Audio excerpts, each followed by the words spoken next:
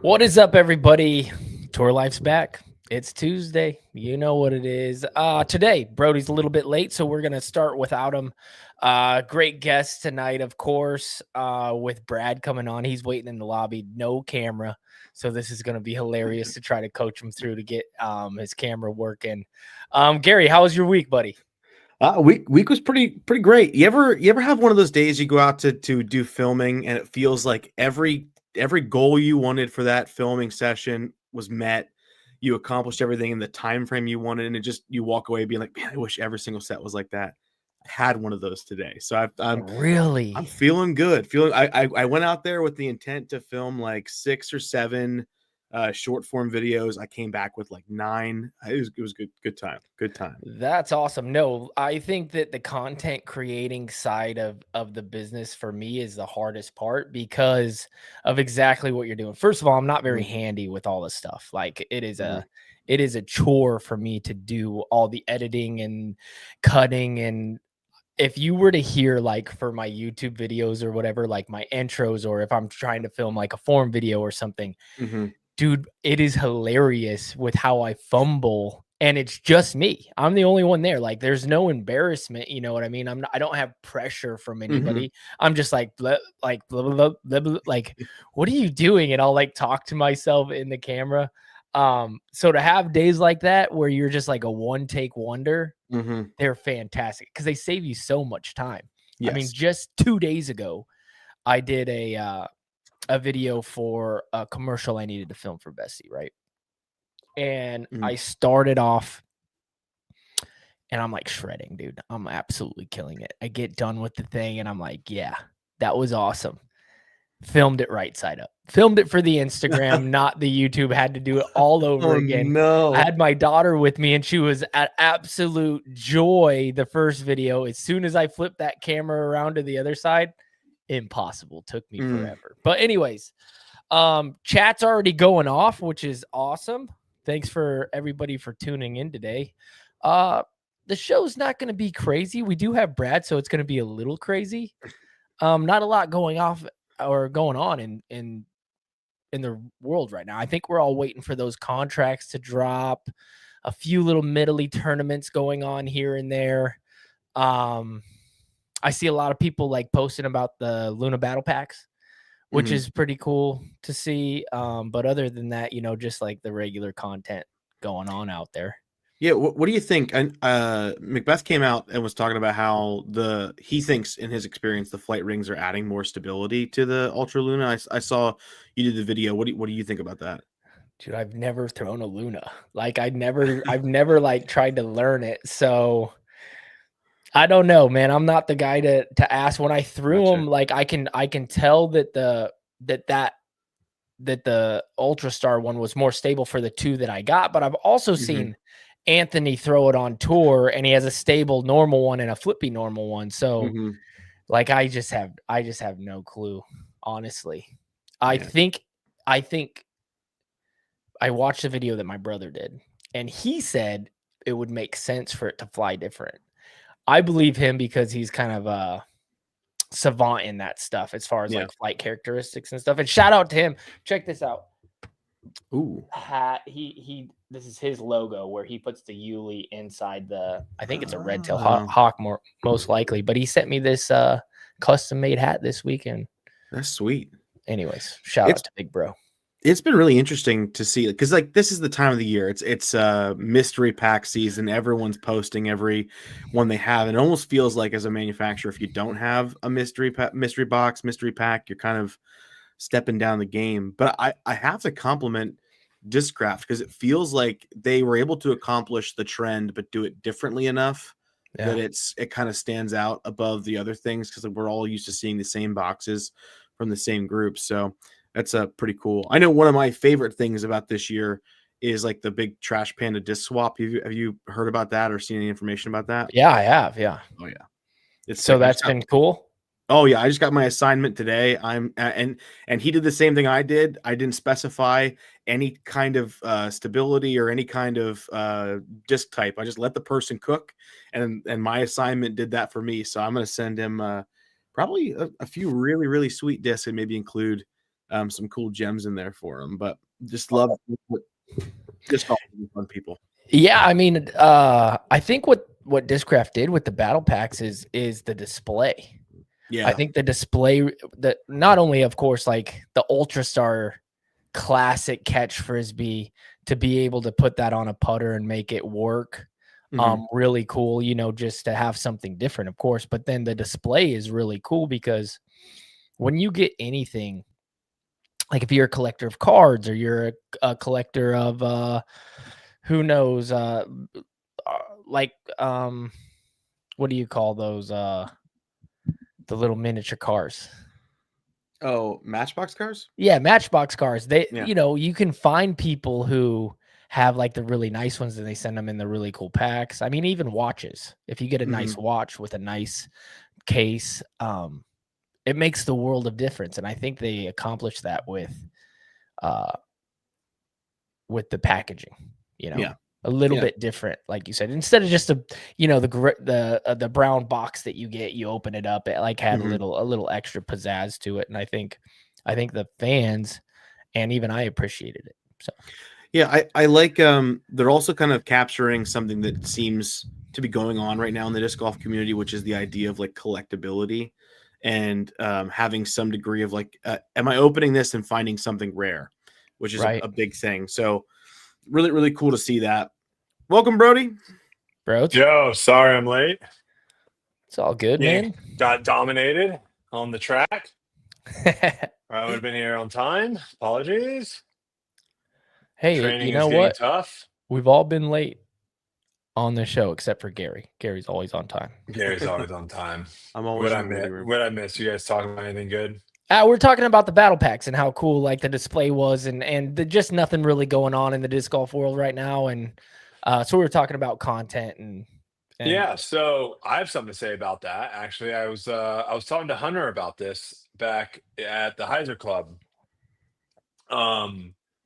And I think Hunter put it really good way, because I was like, there are obviously strategies and different things to do to try to get people to buy products, right?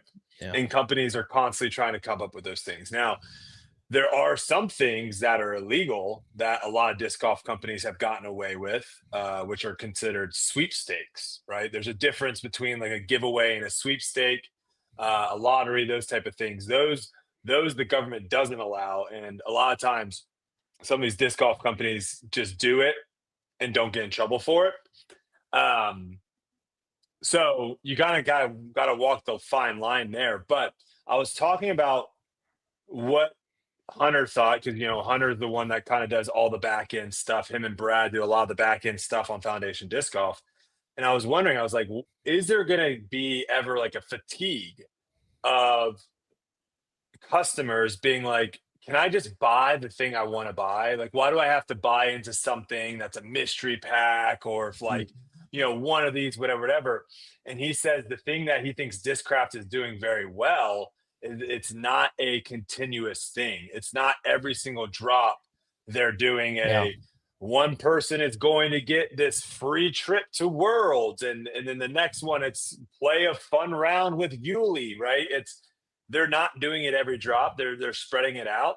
And he basically was saying, which I think is a great point, of as long as you're not doing it over and over and over again, right? So if they came out with another thing and then another thing and another thing, then I think people would get fatigued. But the presentation of the box, I mean, if you guys watched the video that I put out there, it was fun. It was really fun to open it, to see what you got. I enjoyed it. I didn't get a chance to throw the Ultra Luna, but they are sending me a bunch, and the trick shots might be coming back. That's all I'm going to say. I love it. Love it. Yeah, no, that's what we were talking about. I said that the display like was everything. Yeah. Because if I'm enjoying it, then I know the fans are enjoying it and they're getting it and they're opening it and they don't know what they're going to get. They're obviously getting Lunas, but there's all kinds of different runs, and the collectability of it is also a fun aspect because of you don't know what you're getting. And so some people have a preference of they want the Jawbreaker. Some people want the ESP. Some people want just the regular Big Z. Do you So think the collectability will always be around in disc golf? I think with some stuff, it's just like Yeah. anything. It's just like anything. Like But it's if kind you of backwards. In stocks, other well, in other I think sports, the like collectability is later. yeah, like things shoes, aren't. like shoes, I think is a really good one. Shoes, there's some skateboard decks and stuff like that that get dropped that people Yeah, are like, okay, yeah, I really, that um they're not dropping a lot of those, and so I think there's in Yeah. different aspects, yeah, and I think disc golf is niche enough to find that thing to where for some reason we're drawn to the collectability of something, Well, if yeah. you Yeah. Go ahead, Gary. if you look at just the people who are within this space, I mean, you're talking disc golfers who literally at any point in time have 50 or 60 discs they don't even use sitting Yeah. somewhere in their house. Like we're talking about people who have an addiction here. And so there's that to take into account. There's also, one of the things that I think disc golf could get a little better at, and I think the disc golf cards kind of fill the space a little bit, is the memorabilia spot. Is like a signed disc means nothing, for the most part.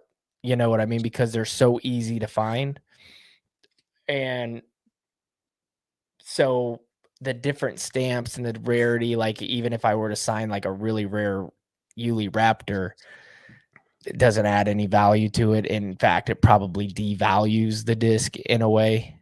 And if I sell a shirt and I sign my shirt, it's not a jersey, like we're not to that point yet. That's popularity, right? Like Yeah, yeah, if I can show up to a park, if I'm going to the field lacrosse world championships and I show up and it's just at a random park and there's 50 people there and the tournament's over and the best player in the world's right there just standing there signing the 3 or 4 people that want their autograph, I can go down there and get their autograph. yeah. Yeah. That's kind of where disc golf is right now. If disc golf all of a sudden had 20,000 people showing up and watching, Yeah. Yuli, you're not signing 20,000 No. autographs. No. Right. And even now we've seen, like, with Paul, Simon, some of those guys, they have to eventually at some point kind of be like, hey, I gotta go. Right. Yeah. Yeah. When the crowd do get big. So I think that's where autos and stuff like that would all of a sudden start getting a little bit Well, that's why I think that become the more rare. They're collector hard to cards get. are kind of filling that spot, because if you do sign a base card, it actually does put more value on Oh, that, because there's yes. already a bottom line for cards in general. Yeah. Sure. You get what I mean? But there's also that with like jerseys and stuff. But for some reason, like jersey, there's no jerseys that I've worn that I could sign that there's no value there, which is kind of crazy. In the NBA or something like that, like a Those are signed different. jersey, Yeah. like it's Those a are lot different. Yeah. Yeah, we're more like getting a signed thing from a signed polo from a bowler, Exactly. Yeah. right? Well, they have kind of bowling jerseys too. I'm sure some Yeah. people love it, and there Yeah, are some yeah, people out there. I mean, Ricky For was sure. selling like Oh no, without a doubt, Ricky there's space sells for it. stuff. I think I've seen Corey sell Presnell. Some people have sold their old polos and stuff Oh yeah, like I've that. done So it. there I've are done it for people. sure. Yeah. Yeah, there are people out there that are willing to buy that stuff, but it's not anything like buying a Dak Prescott jersey that's No, signed. But here's what's crazy. Now, if I took the time and I shadow boxed a jersey and put a disc in there and signed it and put a little sports card, now all of a sudden, just because of the effort that I put into that Yeah. display, it is worth a lot more. I could see that. Yeah. Yeah, like the presentation of it for sure. Yeah, Yeah. I just don't feel like there's a space for that yet, but I think there Yeah. will be. And there's always it comes down to perceived value. There's always going to be some Yeah. fan that wants that way more than somebody else will, and what they'd That's be willing to 100% offer right. is significantly greater. Yeah, it goes back to a lot of our argument of where disc golf isn't different than a lot of other sports. It's just we're so small Yeah. compared to all the other sports. You're not seeing the crazy niches really come out, right? There are a lot of people that go to baseball games that aren't bringing gloves, to try to catch a foul ball. If one comes their way, I'm sure it's probably gonna be a fun time to try to catch it. I'm not saying people aren't going to try to do that, but there are people that go to baseball games and their main goal is to try to catch a foul ball. They don't even sit in their seats. They're like running around. That is fun. I completely agree. Yeah. It's fun, but I'm saying like there's different types of people all over the place, and it's just disc golf so small compared to them that we're not seeing a massive amounts of people being like, oh my God, I want Julie's signed jersey. Yeah. You know, like eventually if disc golf got bigger, there would be thousands of people that would want that. But right now it's like maybe 100, maybe 50, right? Yeah. We need to make OB so you can't get your disc back. So people will race to stand there and Oh get my the disc. gosh. There you go. That'd be kind of cool, actually. That'd be Yeah. kind of cool. Oh man, you could really ruin some people for sure. Oh man. What's this? Zach Hampel. Oh, is this the baseball guy that loves collecting baseballs? Look at this. 12,000. Wait, has he caught all of them? Or he just collects. He buys. Yeah, he's buying. He's not catching. That'd been way sicker if he caught all of those. That'd be impossible. Dang, he has Alex Rodriguez. Have you guys ever caught a baseball at a baseball game? Like a foul Yes. ball? Yes. Yeah, I caught one. I don't think I have. Got to be at the right spot and the right time. I don't. And then you got to bulldoze over all the little kids. I'm gonna be honest with you guys. And then you don't give them the kids the ball. Baseball game No, might be the least.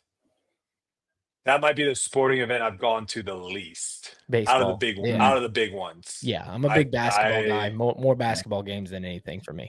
The key with baseball is you got to go to a minor league game because it costs less. The atmosphere is generally a bit more like fun because people care a little bit less, and like that's the time to go. Minor league games. Hampel caught his 6,000th baseball in 2012. A device for catching balls at stadiums made out of a baseball glove, rubber band, and pin. Hampel claims to have developed friendships with current and former professional baseball players. Wait, so he has all right. Mike, you got to see what this device is. I got to see what this device looks like that he's created. Just a big vacuum. Claims to or just a massive glove. It's just a glove the size. Did he even look 12,000 years old or 12,000 days old? Like how's he making this work? How many years is 12,000? I'm checking that right now. I could be absolutely crazy. 5 years? Less than 5 years. No, 12. No. Hey, it's 32, almost 33 years old, Brody. I just got off a track. Okay. Right? It's not like you used to teach math or anything. It's okay. Give me a second. Don't they play double headers in the same day? Yeah. It's a lot of baseball games. Is he just catching like 5 balls a game? Is he counting like every kid's worst nightmare? Hey, you buddy in the outfield, throw me this ball. Oh, and he catches it? I don't know. All right. Well, yeah. The only disc golf story I saw that was worth talking about was the Europa getting X-nayed. And I mean, I hate to say that we called it, boys, but we called it. Yeah. I mean, it's not. I was not surprised when the PDGA made this massive announcement about something, and then I mean, how less than a month? Was it less than a month? I think so. Just over a month? Did they make it a month? Europa Cup over a month? No. Oh, poor Europa Cup. But yeah, wasn't super shocked to see that their big announcement. All of a sudden, they just were like, actually, no. But I do want to hear your guys' take on it. Gary, did you want to read anything before that? Yeah. So I'll read the PDGA's like. Wait, before we go into it, is Brad still waiting? Because let's not keep him waiting. Wait, Brad's in here? He was in here. Oh, I didn't know that. But he didn't have his camera on. I figured. And then I tried to call him. Wait, he didn't answer the call. Audio? Yeah. Oh, so we're gonna have to coach him to turn on the camera. He's disconnected. He's no longer. What's the Brad update? You need to call or text him. His device is no longer connected, but it says he's still here but not connected. All right, I'm gonna mute. So Wi-Fi in the receiver's meantime, bad. enjoy this guy's baseball contraption. Oh, do we get to see it? What? Oh, I mean, that doesn't count. That's Wait, is sad. that him? Yeah, this is I him. mean, this is the worst. He claims he's gotten 12,000 balls this way. I've seen videos of him. He'll go to games and he like studies like each player and where they're most likely to hit home runs and stuff. And so he'll Okay. just sprint to different sides of the field based on who's hitting. And like there's videos of him getting like 8 or 9 balls in one game. He'll like beg like the ball boy for the ball between innings and like So he's counting balls he hasn't caught. it's not just game balls, it's like handed to him. Yeah, foul ball. Gotcha. Yeah. Okay. God. But I mean So he acquires all of them at the game. But okay, he's acquired 12,000. I mean, it's still impressive. Still impressive. I don't know if I would waste my time doing something like that, but hey, there are people out there that enjoy that type of stuff, I guess. Yeah. All right, you want me to read this? Yeah, go ahead and read it. Let's hear what this is all about. Sure. So this is the first line of the PDGA's release for it. It said, in an effort to preserve the history of the original European PDGA major, Discmania has agreed to license the European Open branding to the PDGA through a 5-year agreement. During this term, the European Open will be the marquee event in Europe as the MPO FPO Continental Major. The formally announced PDGA Europa Cup will be tabled for later use by PDGA Europe. Okay. I have a take on this, but I would love to hear your guys' first to see if it's the same as mine. I have a crazy theory, and that's that the PDGA shut down their magazine to make money enough to get this taken care of. So we got that magazine money saving the European Open. But no, in all seriousness, I think this is really interesting because there are talks about like House of Discs having some money issues. So maybe this is a big boost for Discmania to get some money coming in the door for the licensing for this. But I think this was a no-brainer. Like, you had to keep this title. It's the title that makes the most sense. If we're talking about how we want to establish history in our sport, we want to establish some degree of like iconic event. We have to do this because the European Open, like European majors have been all over the place. This is our chance to put a stamp on it. And so now we're going to have 5 years. It is a shame that one of those years before the 5 years was the festival, but it's what we got. Yuli, what's your take? I don't know anymore. I think it's a silly news article. Like, it was a bad name, and then they changed it just like they change all kinds of stuff, and they went back to the good name. I think somebody had an idea and they ran with it, and it was a bad idea. And now I'm guessing somebody was like, why don't you just leave it as the European Open? And they're like, never thought of that. That sounds great. I don't know. I don't think it's as big. I don't think it's that big a thing. I think that it's just like hilarious to me that it was switched and now it's switched back, and it should have always just been the European. It's one of the most established disc golf tournaments that we have. Don't change it. Don't change the name. Take that branding and run with it. One of my friends said it best when I put the announcement in our Discord. He said, I'm glad they made the change, but I'm confused why the PDGA constantly puts themselves in this position. Okay, so here's the thing. They didn't really put themselves in this position because if I started the Dark Horse Open, okay, I started the Dark Horse Open and turned it into the greatest tournament ever. The PDGA says, you know what? This tournament's awesome. We're going to make it a major, right? But I still own the name. I'm running the tournament. That's what the European Open was. The PDGA did not run that tournament. The PDGA did not own the name. Yep. The PDGA helped, I believe, do stuff and there's a major, so they had to slap the major on it, right? Mm. Just like the Dark Horse Open. And if I say, hey, you know what? I'm done with disc golf. I'm out. I don't want the Dark Horse. I don't want to run the Dark Horse Open anymore.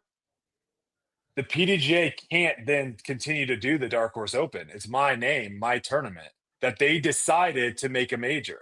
Yeah, you can buy the right? name. You just They could buy exactly, you work out a deal to get the and name. that's Keep and the that's what brand. they ended up doing, Right. licensing out the name. Which is So my good. question is why? I now think this is kind of silly. You just spent a whole bunch of money because again, Gary said it's a no-brainer. Is it a no-brainer if they're spending $1 million?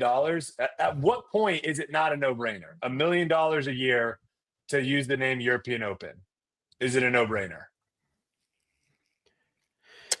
There's a price tag on that for sure, Brody. I Yeah. believe there's a price tag, $1 just like million. anything. Yeah. But At a certain point, it doesn't make any sense, right? Because you're just like, just make at up a your certain own. point, yeah, when a dollar amount is on there, it doesn't just make a any name. sense. But we don't know how much. There's definitely a number that I would pay to make sure that it's still the European Open.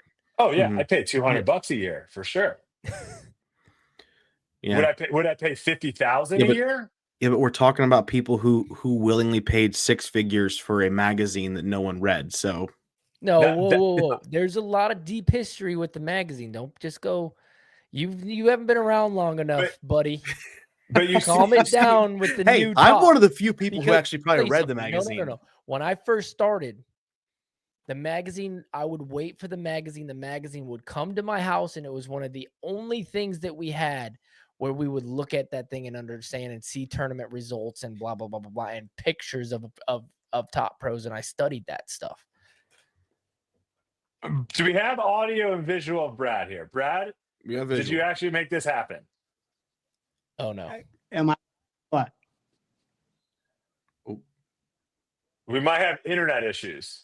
Do you have a magnifying glass? Yeah. Dude, I'm blind. It Brad, says do you have Wi-Fi that you could connect to? It says it says you can hear and see me. Yeah, I can see you and hear him pretty well. Yeah, you're good right now. I'm trying You're to figure good. out what your internet situation is. Right now it's good. Let's run with it. Okay. I got it Perfect. some sheets. Is that okay? Yeah. Okay. What, That's good. what's with did you play golf today? What's with the Tiger Woods red polo? No, this is the first disc golf team in the world shirt, the Flying Eye Disc Golf Club down in Clearwater from way back in the day. I figured I'd throw it on. Looks good. Nice. What is your take on the polos? Are you a polo guy or a jersey guy? What do you think looks better on the Pro Tour? I mean, I'm old school, man. I love golf shirts. So, I love wearing the collared shirt with a belt, So when you see Yuli show up in a jersey, it just makes you want to throw up in your mouth a little bit. Not at all. Big Ools is always looking good, no matter what he's wearing, dude. My boy could be a model. What are you talking about? I was team polo when I first got in.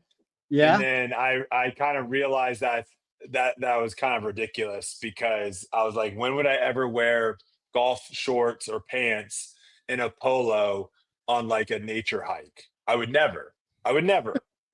And the majority of the time when you're playing disc golf, you're on a nature hike. So I kind of on a nature hike on the golf course too. What's that? Kind of on a nature hike on a golf course too. Absolutely not. You're in a car. Yeah. You're driving around.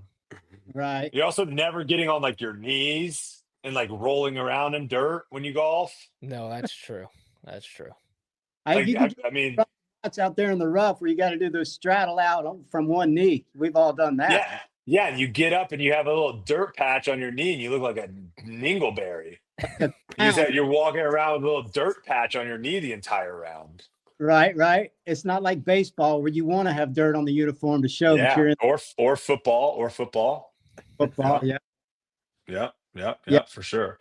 Old school, Brody. I've always like a golfer, I feel you. How's the off season going? How's it treating you? Dude, you know me. I'm one of the luckiest cats on the planet, and everything's good except for the fact that I'm going blind, and my hip's still bothering me a little bit with this apparent torn labrum, which trying to get a grip on that. But dude, everything's great. I just wish I was a little more healthy so I could work on my disc golf game a little bit because, you know, Trying to make a comeback.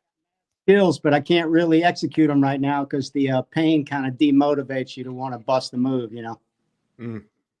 What's But- what's your biggest motivation right now to try to get better at disc golf? What's the driving force of you wanting to get better? Well, it's just, you know, being around all the best players in the world and going out there and filming these bruisers and stuff. You know me, man. Bruisers, it's the bruiser videos. I knew it. He wants to beat Joe Rovier. That's what it is. I knew it. It's not even that so much. It's just, you know, I'm a competitor and I don't like to be a big bowl of weak sauce, you know, like I talk about. And when you're under the weather physically a little bit, you know, it's tough to do anything but weak stuff. So it's kind of a bummer. It's always fun, you know, but no, I just like last year before the season started, Brody, I'm telling you, dude, I was shooting 10, 11, 12 unders, finishing first and second in every little local action I played in, really playing some solid disc golf for the first time in quite a while, you know, and I just love coming out there because, you know, the guys are always, oh, you suck, you can't, you're weak, you know, and I'm just like, buddy, I will drive it up in you, you know, I'm going to show you what I, and so I was so pumped to go out there last year in the face. And then all of a sudden my hips bother me and it's just like this big torture chamber, but trying to get out of that, you know what I mean? Trying to get just to have enough solid game to you know, walk around respectfully as a player. Who's got the best trash talk out there on tour? Who can give it to you the best? Oh, dude, Adam Hammes is just constantly ripping me up 24/7 on and off the course. He's really the main antagonist in my life, but you know, Keeps you in check. Cupcake is always talking crap, you know. Oh yeah, you know, I hear old man 10 times a day to where I'm ready to punch somebody in the face, you know. Hey, no, but he's 100% right. Like he started going blind last year. Like this is Yeah, a true what does story. that mean? No, like blind. Like he can't Even see. me, Like Helen Keller blind. dude, listen, I went to the initial consultation and the guy told me, this is the best thing I can tell you, Brad, about your eyes. You have cataracts. And so it's fixable. You know, I've spent a lifetime out in the sun. I read greens for 20 something, 30 years, you know, a lot of disc golf, basically a lifetime out in the sun. And I guess I have cataracts a little more than the average bear my age, you know. I've seen it happen like this in a few cases, but you shouldn't have it this bad. So, yeah, I got cataracts, dude. It's like I'm looking through a smoky piece of glass. It's like if I was looking right at you, like I'm looking at a blurry screen right now. I can't make out detail on faces and stuff. I know that's Brody. I know that's Big Ools, you know, but Dang. yeah, bro, it's been Did you have good eyesight prior to that? Like have you had like have you had glasses and contacts or anything?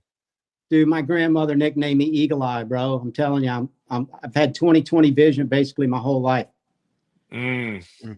Stuff. Yeah, well, like over the last year and a half. I think that is fixable, which is the good news, right? Like that's something that can be treated. Yeah, I'm already in the process of getting the treatment. I've been to the initial doctor and he, like I said, he said, Dr. Boxer, he said, Brad, this is the best thing I can tell you, dude. You got cataracts. And then he referred me to somebody and we talked to them. And then we're going to my mom's eye doctor to get the initial where they give you the 2.5 hour evaluation and see exactly what you need, you know. But cataracts, which is very common and very, you know, they like do one eye at a time. It takes like 10-15 minutes. You're out of there and you go home and you got to do eye drops and wear a patch, yada, yada, yada. And then you get the other one done like a week or 2 weeks later. We got to get a Brad versus the Bruiser patch video. Have to. Have to get you in a patch video. Yeah, and so I mean, let's do it. We'll do it. But yeah, dude, it's crazy. I'm telling you, dude. Towards the end of the season, driving is kind of dangerous when you Yeah, have. that should be illegal. Dude, the guy told me, he goes, Brad, I'm pretty sure you wouldn't pass a driver's exam right now. I'm like, yeah, I know, dude, because it's like, I can What are you drive doing on the road?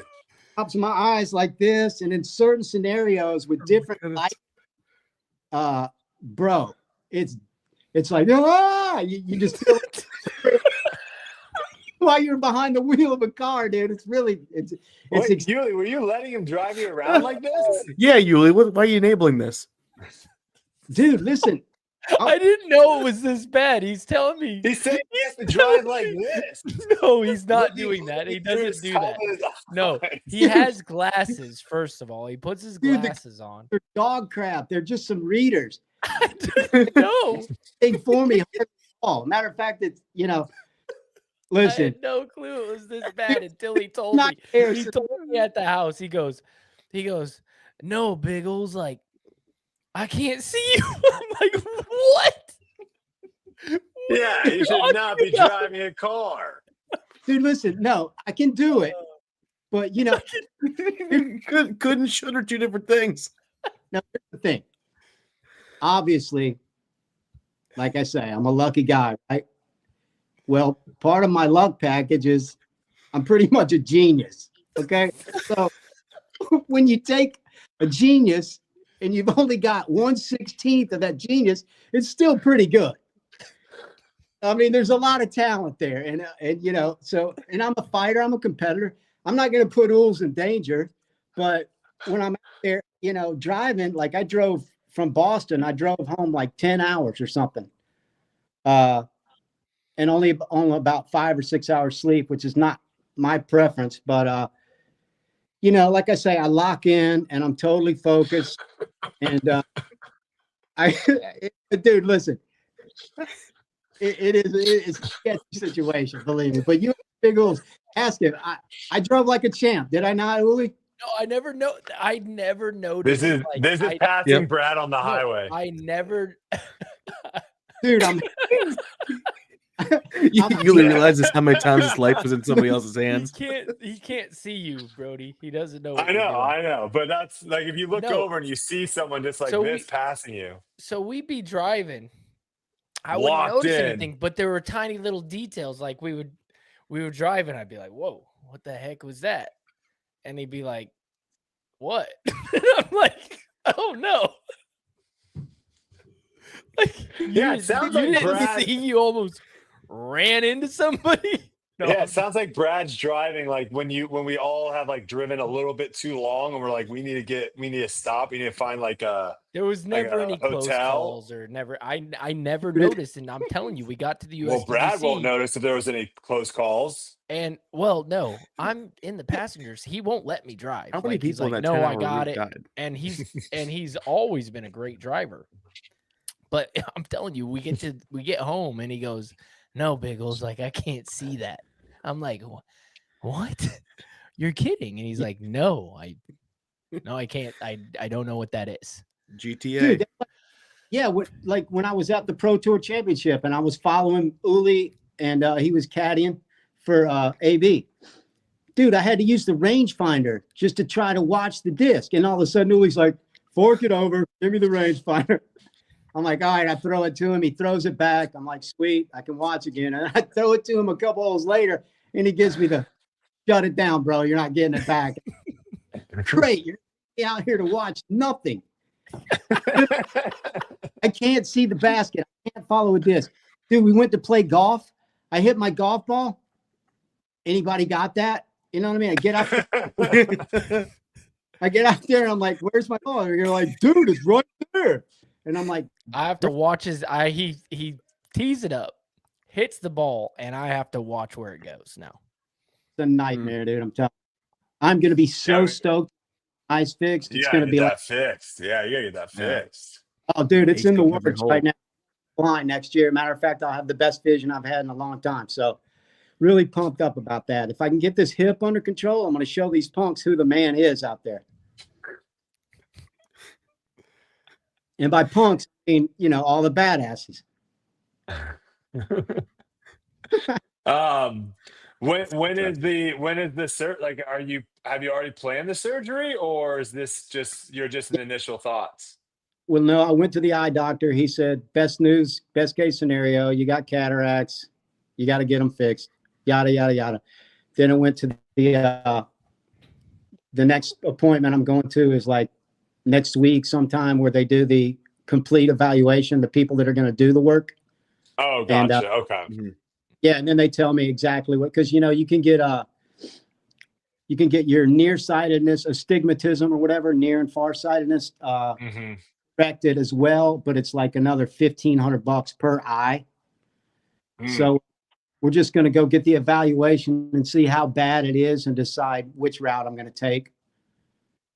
You know, so okay, yeah, nice. It's in Hey, the you know work. what, Brett? What we're gonna do? You know what we're gonna do? Yeah, I'm going to win on tour next year, doggy. What else? No, I think we should start a little GoFundMe so we can get the nearsighted and whatever the whole thing fixed. That's what we're gonna do. That's we've never done anything on this pod like that. Yeah. How about we do it, guys? How about we put? Let's make it happen. No, you're not. No, we're gonna do. It's over. It's happening. God, listen, don't It's bother. happening. Please. First of all, it's gonna save my life. The only thing that needs to happen though, and this, because like a lot of times these GoFund, or I guess that's more of a Kickstarter. This will be a Kickstarter / GoFundMe. Yeah. Because I think a Kickstarter, like you have to like give something, and if you don't deliver it, then they get all their money back. Where a GoFundMe, I think, is just like, hey, I need money for whatever. So we need it. It's going to be like a little bit of a hybrid, Brad. Listen, In order for the money to go through, we need to get a patch disc golf video. You have to give us a video of you playing disc golf wearing a patch. And then I think everyone will be very happy to donate to this GoFundMe. 100%. Like that's very kind of you. I appreciate you guys thinking of me like that. But you know, I'm not that guy. I don't want people, you know, chipping in to pay for my eyes. You know, I'm a grown man. I have a family, have some resources. Not like I'm living under a bridge and I need my eyes fixed. I'm getting it done. Luckily, I have a great family, you know, and we're getting it taken care of, man. That's very kind of you, and I do appreciate it. But man, I wouldn't feel comfortable with that. You know what I mean? So a couple comments. Doc says one of the GoFundMe prizes is driving with Brad before he gets the surgery. The best part is we'll start this and you just won't see it coming, so it's okay. Yeah. Good Brad. Bad Brad says we're doing this for Yuli's wife and daughter. Hot Mustard Seed says we get Yuli still alive. That's pretty good. Right, and they'll love it if I'm playing the drums on the steering wheel while I'm driving them around too. That's got to be worth something. No, but he thinks it's his family. Actually, it's some strangers. He just walked into their house. The chat's going wild. It's hilarious. I love the chat. I freaking love the chat. Good stuff. Good stuff. I'm a genius. I'm a thoroughbred. I come from, you know what I mean? Listen, I've spent a life in the sun. My eyes are going bad. Okay, relax. It's under control. I appreciate the generosity and the consideration. Really, I do. But I don't want to be that guy. You know what I mean? I'll get through it. We'll figure it out. And yeah, but dude, I am looking forward to it because trust me, dude, it's a pain in the ass. Everything you try to do when you can't see, like getting this thing. Oh, trust. I don't know if you know, Brad. I'm like legally blind without my glasses or contacts. I knew you were glasses. I didn't know you had it like that. Jeez. My prescription is minus. I think I'm minus 8.5 now. So a lot of people that have like a lot of people that have like contacts and stuff are like -1, -2, something like that. I'm minus 8.5. I can't see a lick. if I take my contacts out. So I know exactly how you feel. It sucks. Well, yeah, you do. It's tough, isn't it? Yeah, It's no, tough, dude. I mean, losing your eyesight is the absolute worst. it's not good. It's not good. It's business, as Zuli says. It's bad for business, dude. It's just like pain in the ass here, there, here. Yeah. I mean, it's like there's really nothing good about it, honestly. It can't be. It's Yeah. being blind is like probably one of the biggest handicaps you can have. Yeah, the only thing I can think of is it just increases your other senses, is what I've heard. Yeah. How's your hearing? So like right. you might be tasting food a little bit better now. I haven't noticed it, but I may be. Maybe everything tastes great. Start a journal. There you go. But dude, bummer, Brady. But I mean, I didn't know that. Thank God they have lenses and stuff like that where you can't get. It's not something you can have a surgical procedure done on. Yeah, it's so bad that I can't do LASIK. Damn. Because so how LASIK works, they'll go in there and they basically use like the lasers to like reform the shape. And mine's so bad that there's not enough stuff back there for them to actually be able to reform. So LASIK's not an option. So maybe something, 30 years from now when I'm old and whatever, technology's changed to where, I just put a little thing on my temple and I don't know, some weird iRobot stuff, but AI, like the healer dude that Sarah, Paul's wife, sent me to up there in Charlotte. He's this healer that she used to work for. He did this muscle testing. Healer? A healer. He's just like this super. His profession is a healer. Yeah, like he did acupuncture and he's an acupuncturist. Yeah, okay. And but not just that. He did this muscle testing thing on me and basically asked myself. He's like, your subconscious mind knows everything about you and stuff. And I mean, it seems a little hokey and stuff, but he basically asked me a question and pushed down on my arm. And but anyway, he said to hold off as long as you can, because with AI really about to take off, that all of these things are going to be a lot easier to take care of in the not too distant future, So yeah, when you say healer, I think of like just someone like starting a fire in like a teepee and start chanting stuff with like a rattle. Right, with all these little dusts and potions and stuff. Here, come here. Yeah, I was like making sure you're not going somewhere where you're gonna, something weird happens to you. Okay. No. Well, I mean, I've always said I'm a healer too, because that's the thing about it. I've healed myself my whole life, being an athlete, and I started getting massage therapy when I was 16. My sister gave me a certificate for my birthday for a massage, and I loved it. I was an athlete. My body was like, yeah, boy, drink it up. And so I've been doing that my whole life, and, playing disc golf my whole life. I had countless injuries, and it's always been a thing where you use acupressure and go in there and find the spot, and like put enough pressure on it to get the knot out. Like the body creates scar tissue to compensate for whatever injuries. Like I got a blown out shoulder, and it eventually balanced out, but I've always been able to roll on a ball, use a Theracane, acupressure myself, and heal any problem I've ever had. But this hip thing is just like, sorry, bro, can't get in there, can't find it, or can't alleviate it completely. So be honest with you, if it were up to me, I'd rather get my hip fixed than my eyes, but you really can't live without your eyes, and you can hobble around on a bum hip until you get that figured. Yeah, I think life's a little bit harder. Life's a little bit harder without the eyes. The hip, at least you get to like go to the front of the lines at like amusement parks. Right. You can indulge in all kind of activities with a bum hip, but with your eyes, it's like, dude, hit the bench. First aboard on a flight. You're on the rail, bro. Huh? First aboard on a flight. First aboard on a flight? Yeah, like when you go like on an airplane, you're first aboard. If you got bad hips, you just go in that little wheelchair and you get on there first. They wheel you right on. Dude, I'm not that bad yet, but I tell you, sometimes, A lot of benefits. dude, I listen, we got a pair of crutches around here, and I've been, I'm constantly digging in my leg and trying to balance it out. And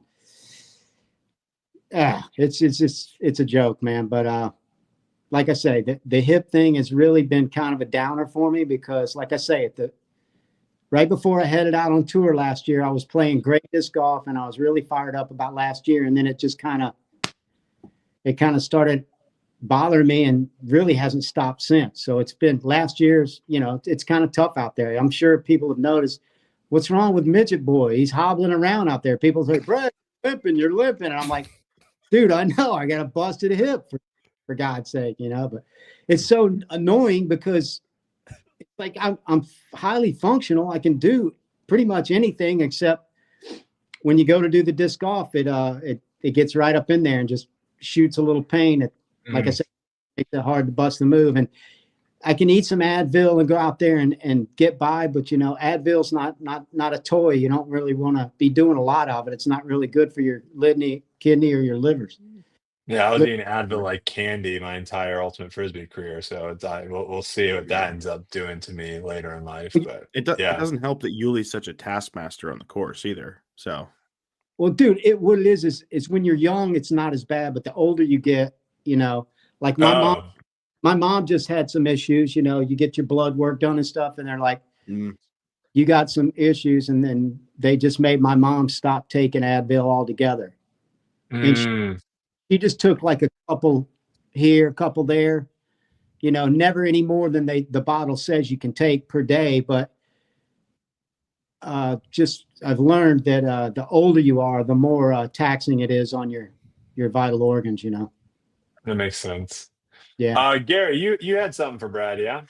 Yeah, I wanted to ask a question because when we think about caddies in disc golf, I would say you're definitely the most famous caddy anyone's thinking of. You're right up there next to someone like Schlebach or whatever. But Simon Lizotte came out on a podcast and talked about how for some people caddies are great and for other people caddies are not. And he said that this season he definitively learned that he is not someone who can have a caddy. And I was wondering, like, how do you balance what it's like to be out there on the course with Yuli? Because what Simon was saying was having a caddy can sometimes give you a reason to complain because you have someone to complain to. So how do you manage that course relationship with Yuli? Well, that's a great question. And, first of all, Uli is my best friend. He's my favorite guy that I've met in my life. So when he asked me to come out there and caddy for him, I had this envision of like a Bones and a Phil Mickelson, like on tour, there's different player caddy relationships out there. Like a Bones and a Phil is one of those where or a Xander Schauffele and his caddy Austin and Xander, they go back and forth on every shot and stuff. Well, in disc golf, chances are, especially since you played it most of your life without a caddy, it's less likely to lead to one of those type of player caddy relationships. And the job of every caddy is, if you get hired by a guy, is to show up, keep up, and shut up, or like the basic rules of the game. And that's so that you don't talk too much to your guy. You're always there, and you're not a pain in the ass. You're not a detriment. Show up, keep up, shut up.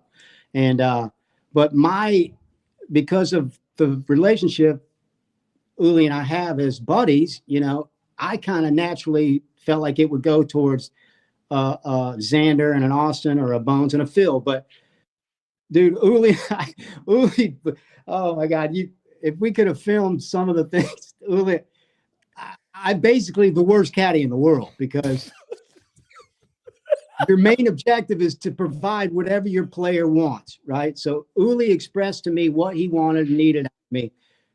Who knows, 1,000 times. And it's like, shoo, in one ear, because I'm such a headstrong nut job anyway. I think I know everything. And regardless of whether or not I know everything or not, and could be a great caddy with that type of relationship, my main objective is to give my player what he needs. So thank God Uli and I are the good friends that we are, because he's even told me, dude, I would have fired you 1,000 times already. You're a knuckle job, dude. Give me what I need. Shut up. I don't need a pep talk. You know, if I want your advice, I'll ask you. If I'm thirsty, I'll take a drink. You know, so it got to the point where he was like, dude, I'm going to punch your lights out and fire you. Okay. And maybe put a hit out on you, dude. I'm sick of it, dude. You're killing me out there. So, which I thought was ridiculous. I'm like, dude, I'm a genius. What are you talking about? I know what to say, when to say it. You just won't allow me to help you. You know, that's the way I see it. I'm like, you're the knucklehead, bro. You won't take advice from a genius. Okay. So, but eventually I was like, I came to the realization of exactly what I said, dude. Your number one objective is to give your guy what he wants and needs. Now, if what he thinks he wants and needs, even if it's 9 miles off base, it doesn't matter. If that's what the knucklehead needs, that's what you give him. So I've gotten to the point where I'm like, his whole thing is like, let daddy cook. Okay. So bottom line, it gets back to the, you know, each athlete motivates himself in any number of ways on any number of different levels. And he probably knows what he needs. And if he tells you he wants what he needs, that's all you can do.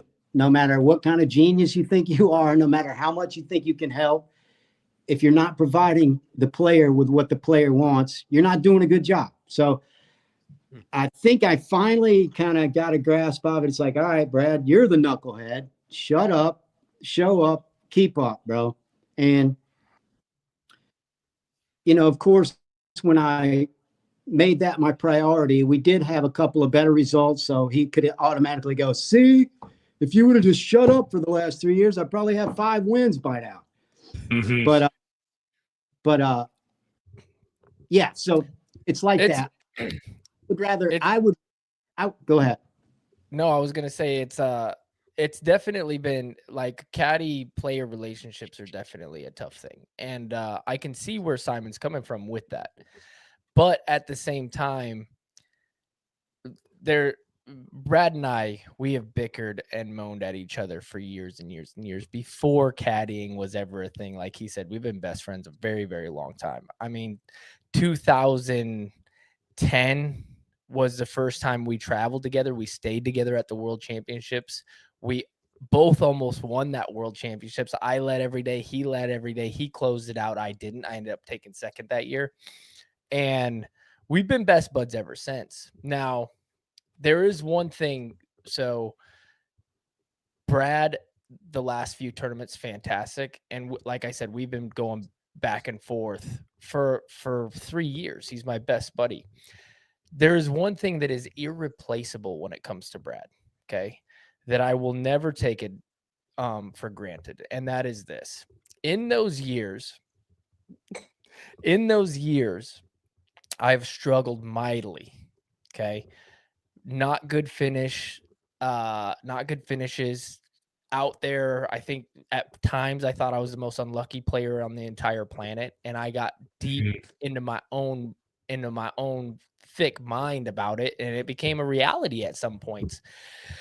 And it was hard for me to get out of it. And I got really down on myself. I mean, we missed 9 straight cashes at one point. Now, in this entire time that we've been together, there has never been anybody who's believed more in me than Brad. Okay. Now, this is the irreplaceable part that I don't think people realize what we have is when I didn't believe in myself, this guy's constantly in my ear, which is what I do need. And he's telling me, no, Biggles, you're the best player in the world. Don't ever say anything else constantly. And that's never wavered one time ever. Now, my own family members at points in times, I felt like maybe didn't believe in me, right? And believe that I had it. This guy's never wavered. And that right there, caddy, non-caddy, doesn't matter. To have somebody next to you on the course who thinks with his whole mind, and I truly believe this, that he thinks you're the best player or you have the potential to win every single tournament, because let's be honest, he could have better things to do than to follow me around and watch me play disc golf. And, you know, like he gets a salary, he gets paid, he gets his meals, he gets free lodging, all those things. I treat Brad as best that I possibly could with the amount of money that I make, right? But that's the thing that I don't think people realize when it comes to us, because they see us and we're arguing on the course and blah, blah, blah, blah, blah. The irreplaceable part is this guy has my back no matter what. And that's somebody you want on your back, because guess what? Eventually I will be in contention, and we have been in contention, but we'll be thick in it. And when I have somebody right next to me, when we get into those tough moments and he's never wavered one time, that's somebody that I can lean on in those pressure situations. And that's why he's there. And so that's what I have to say about the whole thing. Thanks, Big Ools. Yeah. You know, it's like we said before, you know, I mean, Big Ools, when we were out there, he did have some of the worst luck. I mean, listen, I played disc golf, you know, a billion years everywhere. And I've seen, we all have our bad runs. I mean, disc golf, it's the nature of the game, the random factor that's going to kick you in the, you know what, you know, sometimes more than it should. But the guy really, I mean, I wish to God, see, I'm just like, I'm a genius, but then again, I'm just a dumb jock too. You know what I mean? I got the goods on the right level, but if I had really been on top of the ball from the very first moment when I got on the bag with Uli, you know, I could have been filming more. I could have been doing this. I could have been doing that. And I wish to God I had filmed all of these rounds, because the guy was just getting wrecked over and over and over. Now, then he started the broken record, you know, woe is me, man, I'm the most unlucky dude. Oh, of course. Oh, it doesn't matter what I do. Stab me in the eye. You know, so that's when I have to step up and say, no, dude, shut up. You know, cut that off. Don't even entertain that, because you can't do that. We all know the 6-inch strip of fairway across your head is the most important thing in golf. Disc golf, same thing, dude. Different skill set, exact same game mentally. So when I see my guy doing that, I can't help but naturally want to say, dude, knock it off. You know, that's bad for your game. But I learned to let it go, let him go ahead and get wrecked, let him sit there and do the broken record until he stops playing it himself. Because ultimately, whenever you do anything in your life, it's when you decide you're going to do it yourself. You know what I mean? And so I love the fact that this year Uli's already on this. He's working out stuff. He's always working on his game. We're going to get Ulis in some of the best shape he's been in. And dude, like I say, he says I believe in him. That's because I know the game. I know what it takes. And yeah, Gannon Bird, Calvin Heimberg. I mean, dude, the list goes on and on. Saki Bomb, all the great players, you know, Simon, everybody.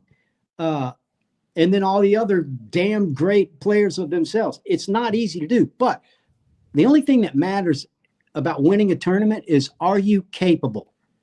Can you execute the shots required? Can you make the putts? Can you not make mistakes?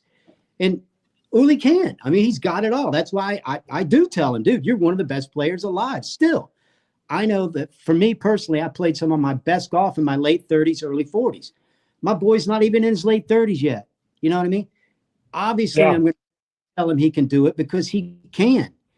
You know, so, I mean, I don't know. I'm glad he appreciates that aspect of my being or whatever, but it's not a stretch and it's not just hype, dude. My boy can do it and we're going to do it. And I'm not leaving until we do. So, you know, that's just how I feel about it, you know. Well, we appreciate you coming on the show as always. I think actually Mike has something for you before you leave. So we'll let Mike pop back on here real quick. Okay, hang on, Brody. Listen, Yo. I saw Gannon Burr showing all his trophies. I got a bunch of my trophies here. Let me show you guys some trophies. Okay, yeah. Ooh. Show us some trophies first. Because you were talking about how goofy some of the trophies were back in the day. Yes. Like last year on the podcast. And I was going to show yeah. you my best, but unfortunately, I can't find my favorite one, dude. I've been going through all my boxes downstairs. Can't find it, but I got a bunch of good ones here. So check this out. Okay, here's some of my trophies. It's always good when your ship comes in. Okay, ship trophy. I thought it was the chair for a Look at that. second. That's pretty cool. Cool ship, yeah. Ship, and here's another ship. Look at that ship. I think your Legs Wi-Fi open really trophies. only worked in that one spot in the room. You walked out of the pocket. Wait, why do you have multiple Damn it. ships? Okay, let me get back.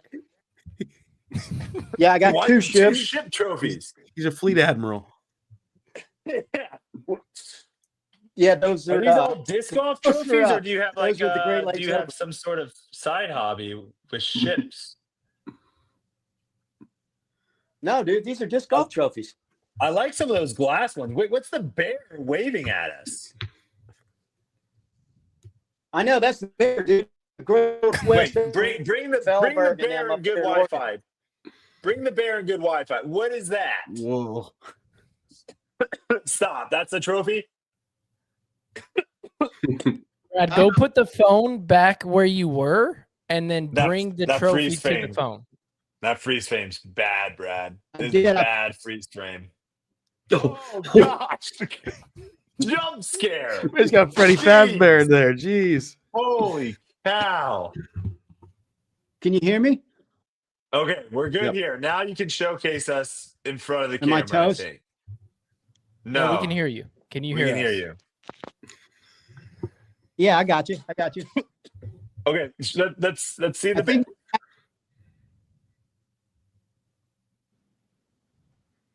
Oh no. No. No, we Are you guys What? there? Yeah. what's happening? Yeah, we're here. We're here. Yeah, show us the trophy. Show us the trophy. There's the bear. heck yeah. Give me a little more close up of the face here. Let me see a Yeah, little close up. The bear or the sarlacc? Oh. Wow.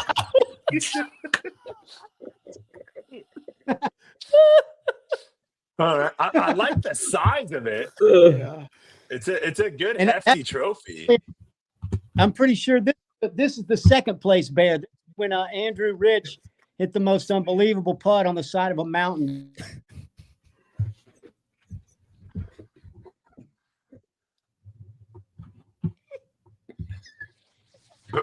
The freeze frames. The freeze frames. Oh. Oh, Points lead. Okay, that one's nice. You win, I like that one. right? Yeah, that's a solid trophy. How about this one? This is a beauty. Check this out, Brody. Santa Cruz Masters Cup.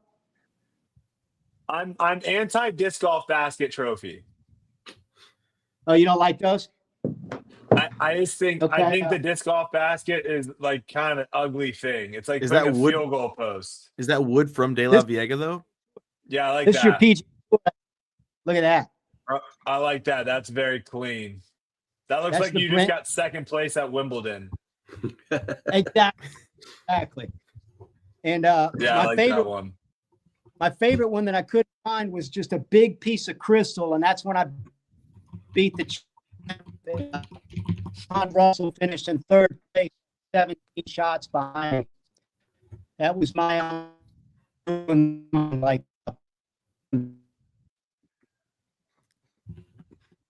But I can't find it. Dude. So I'm a little freaked out. We'll have to do your favorite trophy next time you come on. But before we let you go, Brad, because it looks like your Wi-Fi is running out at this point. Mike Yeah. does have an announcement Cord- for you. What? I was going to say you want me to run and get a cord. I think my battery's running low. Yes. Or we're just that's wrapping what up it anyway, huh? is. We are wrapping up. If you can hold on for Okay. 1 minute. It should Yeah, only stick take 1 around, minute. Brad. Yeah, this will be a second. All right. So, All right, so we yeah. got Mike with an announcement for you and all of our listeners live right now and maybe listening after the fact. Yeah, so Okay. you know, Brody, Yuli mentioned maybe starting a little GoFundMe action. Brad said no, but frankly, Brad, we don't care. We're doing it anyway. So we already started one. I don't need your permission to do this. I'm doing it anyway. It's in the chat. We already got a few donations in. Guys, What? if Brad has ever made you smile, ever made you laugh, if you've ever been in here because of Brad and you want to see Yuli win next year, it's in the description. It's in the chat right now. Go in there. We'll put it in the description of the video as well. We'll throw it around different places. But let's get this for Brad. All proceeds are going to go straight to it. I'll probably connect this to Yuli or Brad directly just so it gets straight to him. But yeah, let's help him out. Let's make this happen, guys. Dude, that's too kind, man. I don't know what to say. Thank you so much. Yeah, you've been a massive, massive asset to the disc golf world. Yeah. And you know, if you guys are listening out there and you got, you know, an extra $20, $25 or something like that laying around, send it over to this guy. That's you know, put a lot of work into disc golf. And obviously I came on well past all the initial stuff you've done in disc golf, but I've seen the people, the way that you treat people around you and the way that people treat you, Brad, and you gain a lot of respect from pretty much everyone I've ever seen interact with you. So hopefully we can get you filled up here, get your eyes out there, and get some more videos from you going into next season. That's too kind, guys. I don't know what to say, man. I really appreciate it. That's very nice of you. And Of course, yeah, man. let's pitch in. I feel crazy with that, but I can't thank you enough. It's very thoughtful of you to do that. Yeah, so we'll Mike Mike got this all set up, so he'll pass it along to Yuli or you, so that way it gets to you at the end of the day. But we appreciate everything. We appreciate everything, and this is always a big podcast for us. We always look forward to you coming on and talking disc golf or talking whatever. We never know what we're going to talk about, so you're always welcome here, man. Dude, thanks, Brody. And listen, while we're on that subject, you said you were going to do something about Ask Brad 5 or something? Yeah, we don't have that yet. We need to get that next. When you bring your favorite trophy, we'll have that set up. But yes, we'll come up with 5 questions that we'll end up asking you, kind of rapid fire, and get your answers on that. That'd be a real treat for me. And man, like I say again, I really appreciate you guys doing that for me. That's very kind, and I don't know what to say, man. But I love coming on Tour Life, and like I say, Big Ools has got a lot of great golf left in him. So look for us up there in the winner's circle next year. Do you have a pet peeve for the chat before you go? Do you have a new thing? Yeah, something that's bugging you right now in disc golf? Bugging me? Yeah, just anything that's getting you under your skin. Any pet peeves? Just the fact that it just seems like we're still not as well received as we should be, because I feel like disc golf is as great a sport as most, you know, and somehow we're still kind of swept under the rug universally, and even with the pro tour. So, you know, I'd love to see. You gotta get your guy to win one out there. Get a little spark on tour.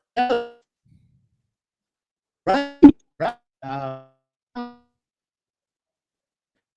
we got a pet peeve out. Oh, I think his phone died. Is what I'm like. Oh no, he's still there.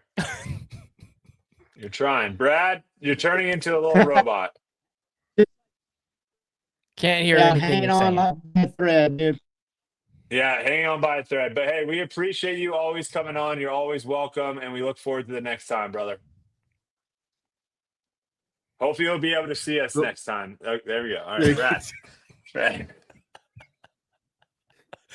Oh, we man. got him for a time. solid 45 minutes, 30 minutes before that cut out. But no, seriously, guys. He left with and then he moved the phone. That was a bad move. Yeah, the moving No. the phone. We needed to bring the trophies to him. That was a mistake. But yeah, we'll have the link in the description as well. So if you are listening to this after the fact on YouTube, check out the link in the description. If you're listening to this on Apple, Spotify, or wherever you get your podcast, hop on over to the YouTube and see the link there. So we can get this. And for those that are wondering, this is for cataract surgery. He's in his words going blind, and he's still driving, guys. So this is You for know the what's crazy safety about this guy? of the human race. You could be is that- saving other people by donating. You know what's crazy is like he's been going blind for a while, and he's never told me.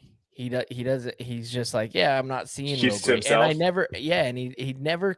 He's out there doing the thing, hanging out with the fellas, not complaining, and he can't see. Like, it's crazy the type of guy this dude is. You know what I mean? Like, I've never met anybody like him ever. Like, he's just the ultimate grinder. Yeah. Thanks to Mountain Mac donated just now. Appreciate you. it. Thank Yeah. you guys Yeah. so much. And yeah, having Brad come on, it's always fun. You never really know where the conversation is going to go, but you know you're going to have a good time getting there. So, Yes. all right. Well, there wasn't a lot to talk about, so I did want to have some time, since we do have some time now, to kind of open it up to questions for you guys live here in the chat. Normally, I go over on Twitter and I, tweet out, "Hey, ask me some questions," and we'll pull some of them and answer them here. But we haven't done this in a while, so let's change it up a little bit. If you have any questions for us that are currently listening, currently watching right here now live on YouTube, perfect time. Drop them in the chat. We'll answer as many as we can before the end of the show. Good Brad, bad Brad. What are your favorite types of shots to throw? This is a good one. I don't think there's anything more beautiful than like a slow turning turnover. Like something that's just like it's flat, and then halfway down the fairway it decides to break right, and it's right at the point where you wanted it to break, and then it just slowly moves and runs out of energy. There can't be a better shot than that. There just can't. Gary, favorite types of shot? My favorite shot to throw will always be like hole 3 at Maple Hill. That drive that you flip it up to flat, the slow turn back to center again. It's just something beautiful about that flight. I gotta say the forehand hyzer flip to flat. I love throwing a flippy forehand hyzer flip, like the Jawbreaker zone, or like the zone SS now. Those type of shots where you're just throwing it on a little hyzer and it flips up to flat. Oh, so much fun! So much fun to throw. Let's see here. Can we get a Gary versus Patch Brad? I would watch that 1,000 times. I'd open up the trash talk. We have some fun with that. What are the normal salaries range now for players like Ricky, et cetera, that were signing $1 million contracts? I mean, I don't think anyone's getting anywhere near that. I think the guys that cashed in at that high end, great for them. But I think the market has changed significantly. It definitely has cooled off. I think there are players that are still making decent money, but I think now contracts, probably just for the safety of a lot of the disc manufacturers, I think contracts now are shifting more towards like almost kind of like an affiliate link, or a what's the word, Yuli? Where as your discs sell, you make more money. What is that? What am I thinking of? Royalty style. Yeah, royalties. I think they're shifting more towards that, especially for the companies that maybe don't have the cash flow that's coming in. I think that's kind of what's going on. Do you have anything else to add to that? No, we talk about it 1,000 times on here, and that's what it comes down to is like, what's your ROI for what your name being placed on product, and is that matching what they're paying you? And then if it is, great. If it's more, then you're probably going to get a raise. And if it's less, then you're probably not going to get a raise. Mm. You might get you might get cut the contract a little bit down. So I mean, that's just the world we live in. And you know, it's a weird space, disc golf, because if you think about any other sport, like they're getting paid from the team. Mhm. In The disc golf, manufacturers are extra. yeah, the manufacturers are extra for other people. Like Nike would be a manufacturer, right? It's similar to golf, though. Golf is Yeah. similar where you can spend, you know, a couple $1,000s to go to play a tournament and walk away with nothing. And if you don't have sponsorship money, you don't Yeah. have any money coming in. No, but I'm saying, like, let's just talk about the salaries that we have and the product that you have in disc golf. Like, that's all a side gig. Like, you're a professional disc golfer. What you do on the course, that's what you make. Anything after that is all. It should be. Am I making you money? Then you're going to pay me a lot. If I'm not making you money, then I don't have to. And in other sports, it's like, is the team winning? Are you the best player in the world? Are you one of the top? It's the same thing across the board. If you're the top, 20 player in your sport, you're getting the Shohei Ohtani, big contracts. You're getting the LeBron James, Steph Curry contracts.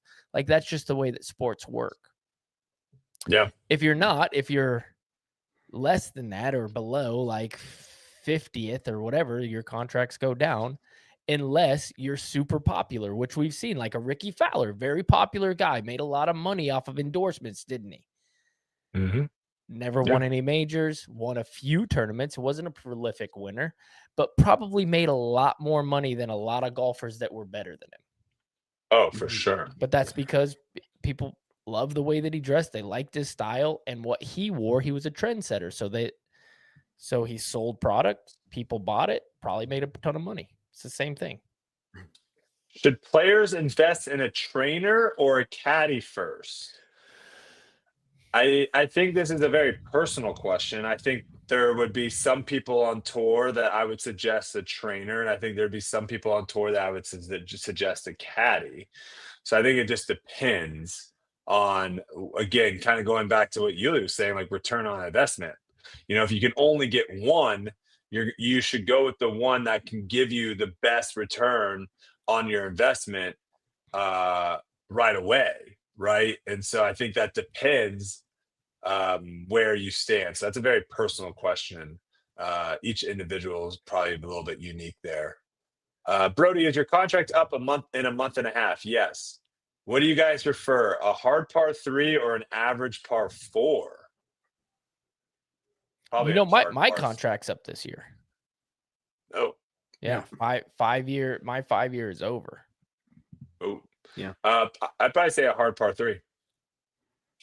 Hard par 3 or hard par 4? Yeah, par 3 for sure. No, not hard par 4. Average par 4. I don't like playing easy. I like hard holes. Yes. I don't like playing easy holes. Do you guys lose distance when it's colder? Yes. 1000%. Yes. Yes. Let's see here. Okay. I don't know. Johnny, I don't really know what that means. Oh yeah, Yuli. You'll understand this and appreciate this. This won't mean much to anybody else, but I birdied a 250-foot hole today off the tee with a forehand. My guy. Oh, putting in the work, my guy. My guy. Love that. What are y'all's must-have drinks and snacks while playing? Ooh. I'm a big water guy, man. I don't do much more than water. Water with a little bit of the electrolyte powder. A little electrolyte in there. No, and then straight water. I love myself a banana. I don't really eat. I can get really just carbs, banana, rice cakes. Just give me the carbs while I'm out there. Yeah, I don't eat on tour. I don't eat before I play. I typically don't eat while I play. If I do, it's like a little energy bar or something. But I don't eat before I play. I don't eat while I play, and then I eat after my round. Like I usually just eat one meal a day. Interesting question here. Would it be better for the sport if manufacturers pumped more money into having big purses rather than player sponsorships? Very interesting question. Would it be better for the sport? I think it probably would be better for the sport, but it wouldn't be better for the manufacturer. Right? Like if there was a manufacturer out there that's like, we're not sponsoring anyone, but we're going to sponsor all the tournaments and throw a crap ton of money in there, I think they aren't going to be doing nearly as good as the other manufacturers that are like, fine, we'll let you sponsor all the tournaments. We'll just sponsor the players. The players, you make a lot more money off of players than you do tournaments. Yeah. Because the tournament's just a small cash influx week. That's it. The rest of the year, you're not getting anything from it. And just because we've seen you can't really have that many people, even like the big tournaments that have, Deglow, Ledgestone, Maple Hill, the big tournaments that do have like a lot of vending and stuff around them, it's still, pales in comparison to having a drop of a player's disc online and everyone and anyone can buy it. Yeah. I got a question for you too. I thought about this. Ooh. Today. What is the guy called who's supposed to get all the sponsorships for the tour? Like, what is that guy's title? What's the question? What's the guy who's like searching for the big sponsorships from or endorsements for the tour, for tournaments and stuff? Like, what's that guy's title? And then I got a question that I'd like to ask after I know. I see what you're saying. What brand, probably like brand manager, brand manager, outreach or something like that, probably in that range. I got a question. I might be completely ignorant to this, but I was thinking about this today. Is it just me, or do I feel like that guy must be bad at his job? And that's no offense to him, because because most likely, I don't know what I'm talking about, but hear me out. I don't think it'd be that tough. And here's where I'm ignorant. But because I've never done it, the thought of doing this seems easy to me. Okay, here I go. I go the tournament, let's say we'll make up someplace. It's in Texas somewhere. Mm-hmm.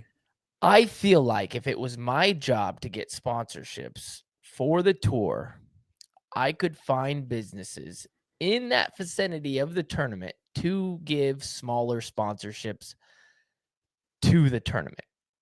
As far as advertising, let's say for the live, there's a lot of downtime in live where they could be a 10-second runoff and be like, oh, and just so you know, Big Bob's Texas Barbecue is over here on blah, blah, blah, blah, blah, the best Texas barbecue on the planet. And let's say that they pay him $500 to say this, like a little ad read on there, or a commercial that gets on there for $2,000. I feel like that isn't that big a deal to ask for. And with all the downtime, if you could get a few businesses to do that over the course of an entire season, it wouldn't be that hard to make $50,000, $100,000 extra for little downtimes of advertisement.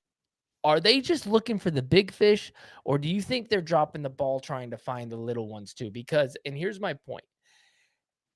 With my YouTube channel, I can find somebody who will pay me $1,000 for a commercial on just my channel, right? Which is peas compared to the amount of live viewers that they get.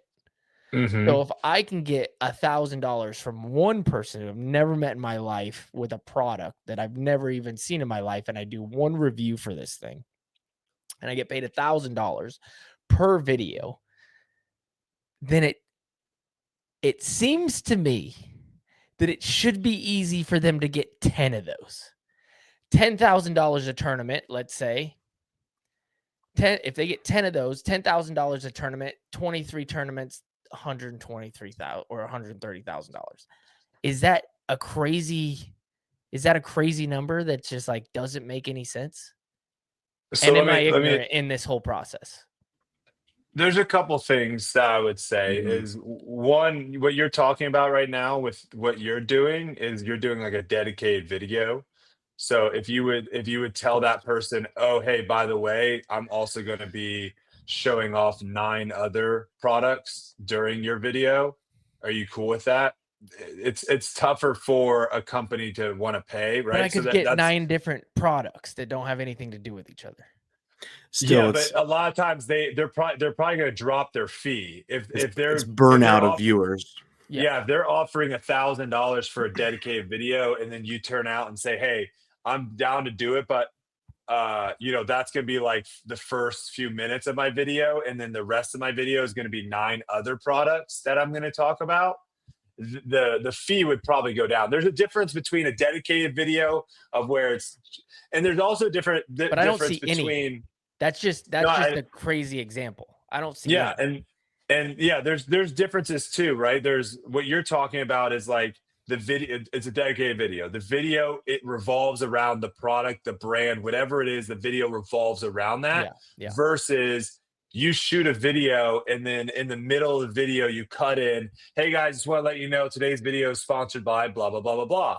Da da da da da. Let's get back to the video, right? Those two are different. The dedicated one, they're going to pay more than the one that you just do a quick little call out, a quick shout out, right? So there's different things. Now, the thing that I think that is struggling with the Disc Golf Pro Tour is a couple things. One, it is behind a paywall.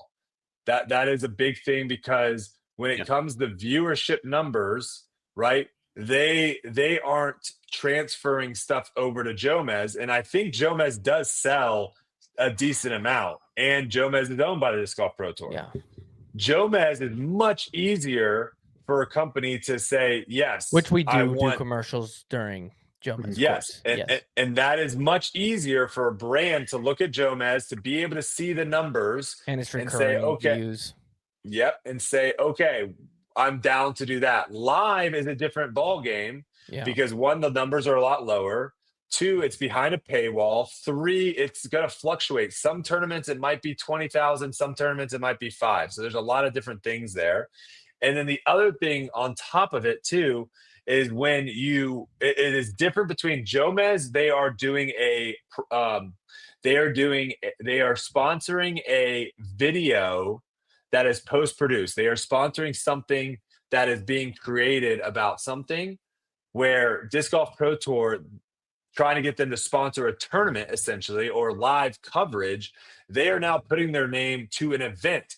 They don't have any control over what is going on at that event. Yeah. So you could have Terry say the ad read for something, and then right after be like, you know what, that product actually really sucks. I had it one time, was not good. Yeah, I mean Right, they there's have less they to- have a ton of commercials in They the do. live. Yes. Yeah, I'm talking about and- like call outs of like call to action of like your local.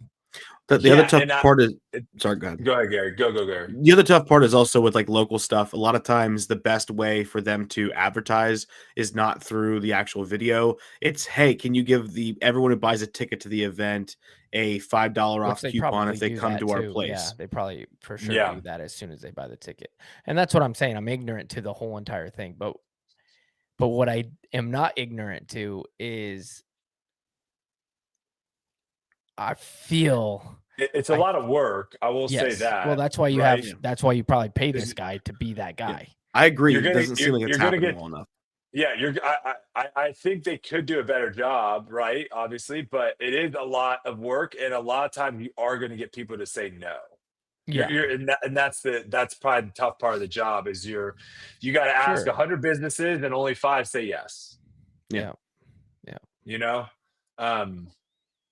but again, like if you do watch a lot of other tournament coverage of smaller niche sports, they don't really they aren't hammering No. 20 or 30 local businesses. They have a couple people that are backing it, that are putting a lot of money behind it, and that's pretty much it. You know, because like think about it, like you go to like a little league baseball game, you might see 20 businesses with their banners and advertisings all over the place. That really is just like a charity thing, right? That's really just like they're donating that money essentially They get to write it off, and they get to do something nice for the community, and maybe a couple people see their poster out there and they go in, right? When you talk about the Disc Golf Pro Tour stuff, like that's not really giving back to the community, really. And that's the other thing too, is like maybe the Disc Golf Pro Tour could do a better job of trying to do stuff that makes it seem, or trying to do more stuff that like is like a benefit to the local community, where like Emporia is a great one. I thought they did a great job. I mean, we don't go there anymore, but I thought they did a great job there of having things to where it like the community came out and supported it. Yeah. Right. So I don't know. I don't know the actual like I said, answer, I was ignorant Yuli, to but the whole entire thing, and it just seemed like I wasn't connecting the dots. You know what I mean? yeah, and I mean, a lot of people don't know what disc golf is either. So that's also a very, very tough thing. Like you already have to get over a barrier of like, hey, we have a Yeah, but that's not how advertising really works. It's, hey, we have this many people and we can advertise to this many people who will be in your area. No, but if I have no idea what you are or what you stand for or who your customers are or anything, Yuli, like now that's a barrier. Yeah. We just If gotta I hope that call you- somebody if I plays call disc you, golf there. Yeah, if I call you, Yuli, and say, "Hey, the NFL is coming to your guys' city. They're going to do a couple like clinics and stuff. Do you want to be a part and sponsor?"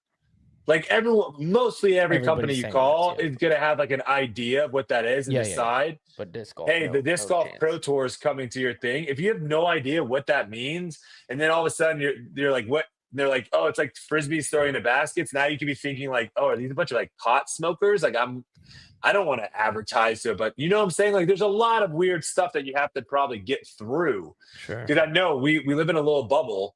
The majority of people have no idea what disc golf is. The majority of people you talk to on the street have no idea what disc golf is.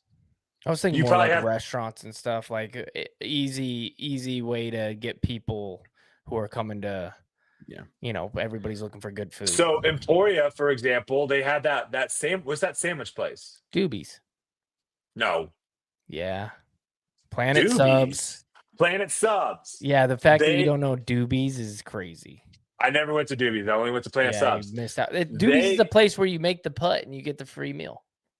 You never went there? Yeah, never went there. But like I knew Planet Subs, like they gave $5 off to players.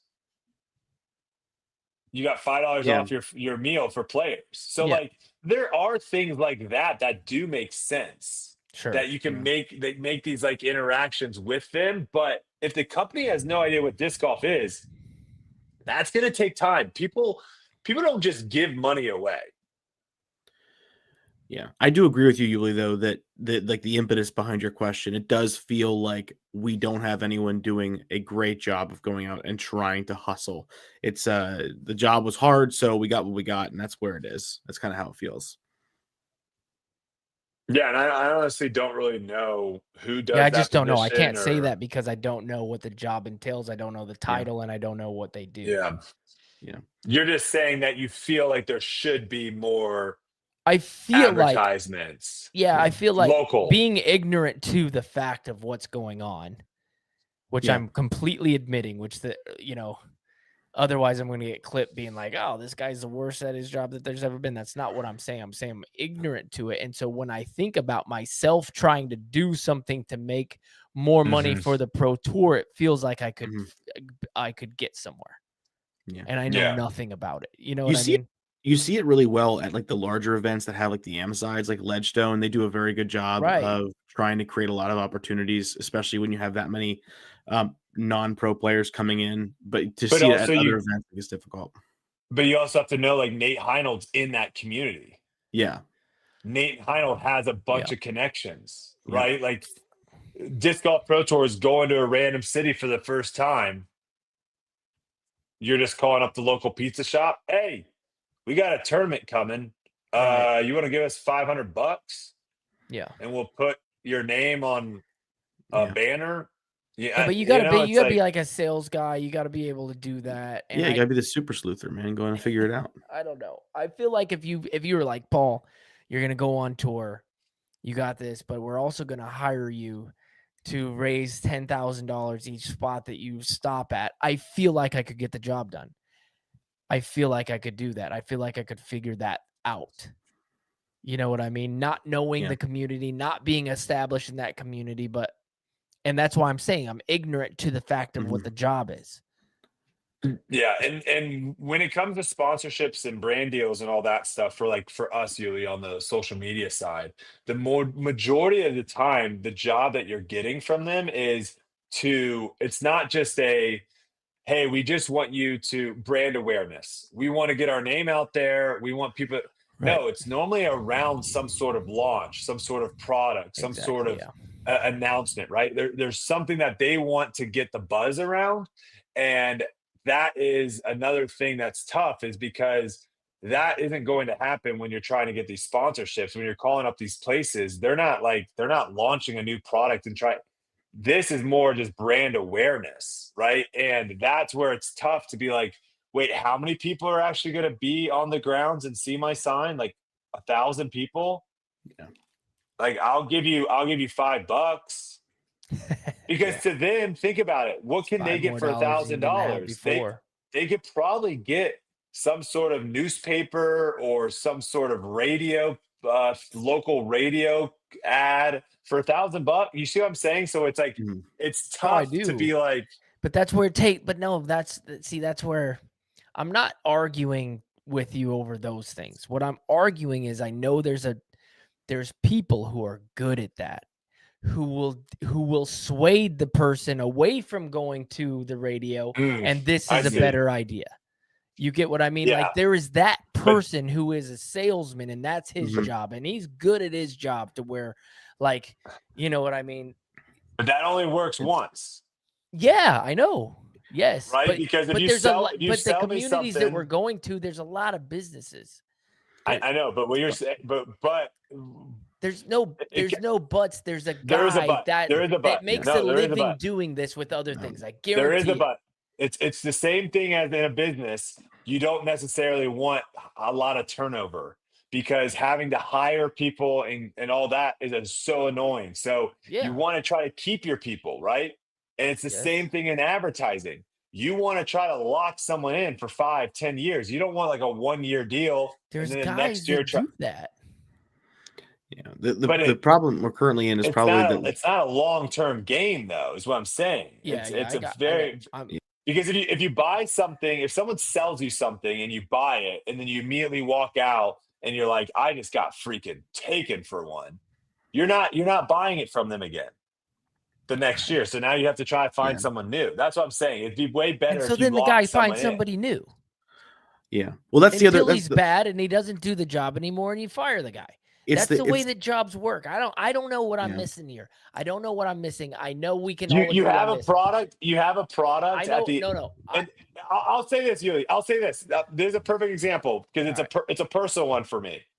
I went from getting multiple brand deals throughout the year before disc golf, multiple brand deals throughout the year. I switched to disc golf. It is crickets, brother. No, I know. I'm in the industry. I know what it is. This isn't the same. It's a hard product to sell. I'm not. It's a hard product to sell. It is. Yes, I'm saying that there's a guy that if you pay him whatever the thing is, I just don't feel like it would be that difficult for a professional who it's his thing to do. And you're paying him to find these things that he's not going to be able to do it. I just don't feel like that. Because I'm in the industry, and I know that if I wanted to, for example, if I wanted to be like, okay, I'm going to go out and I'm going to get a sponsorship, bing, bing, bing, bing, bing, and all these different things that I know I could make an extra $50,000 a year like this. Now, I'm not going to do that because I'm not trying to suck the pennies out of these other smaller businesses for my own benefit, if that makes sense, right?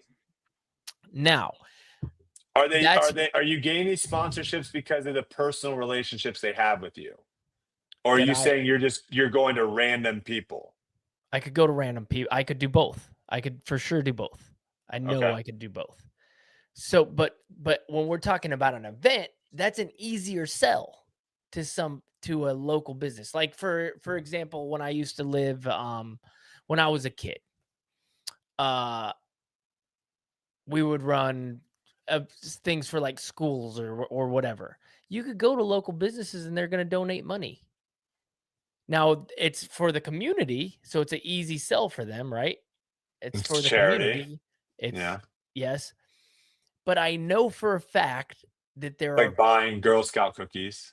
Mhm. I Little know Caesars pizzas. yeah, Little Tough Caesars to say. pizzas. Tough to say no. I just feel like there's people out there who are really good at that.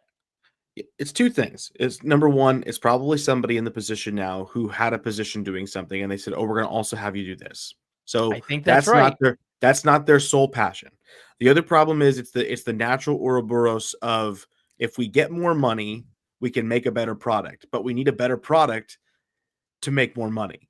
So like we have to create something where when we get sponsors, they're excited about what we're giving them, but I agree. I'm with you. I'm with you guys. I'm ignorant Yeah. to this whole thing. I'm saying in my brain, the way that my brain works, it seems like I could figure it out.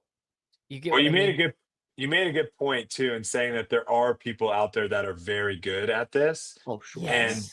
And The what I best. would say to that is this job, I don't know how the Disc Golf Pro Tour does it, but this job typically is a commission-based job.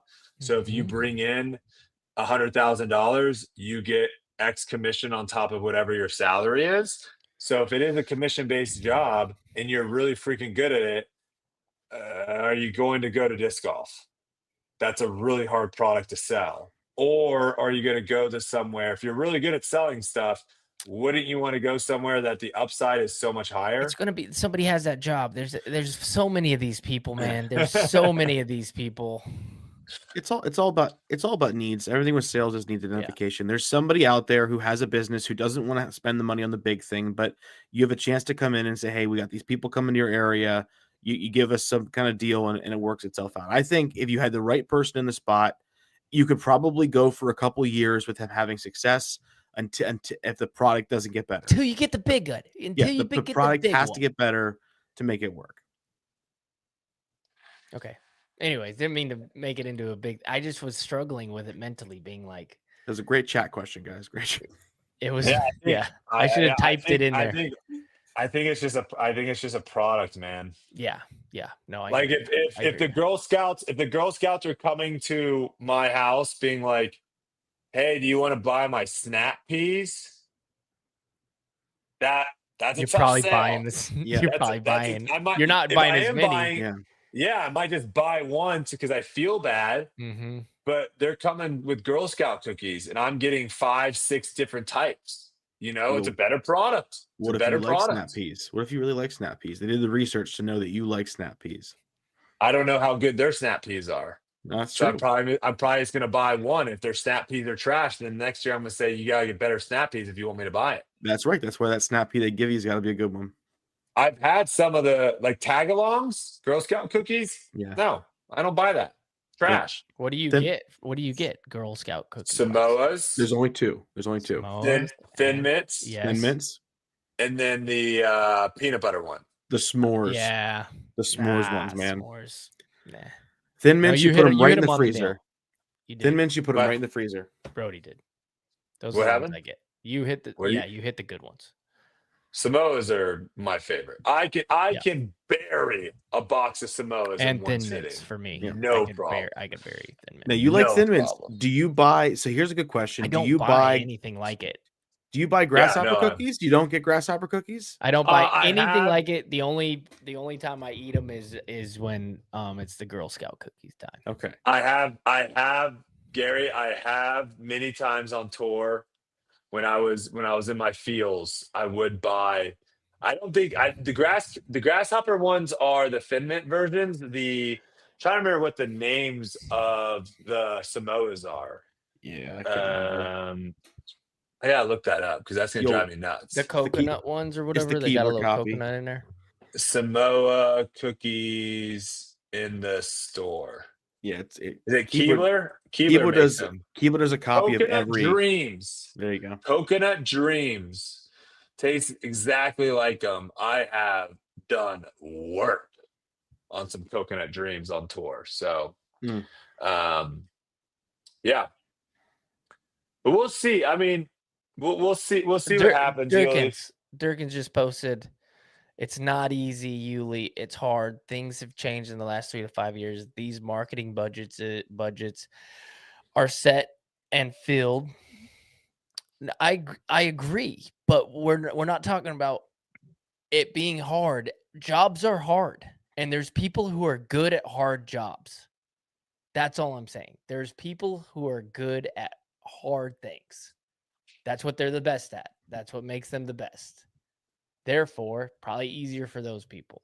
We need a documentary called The Intern. And Sweet Baloney Pony, great name, says, and they're right. They says business owners need an incentive.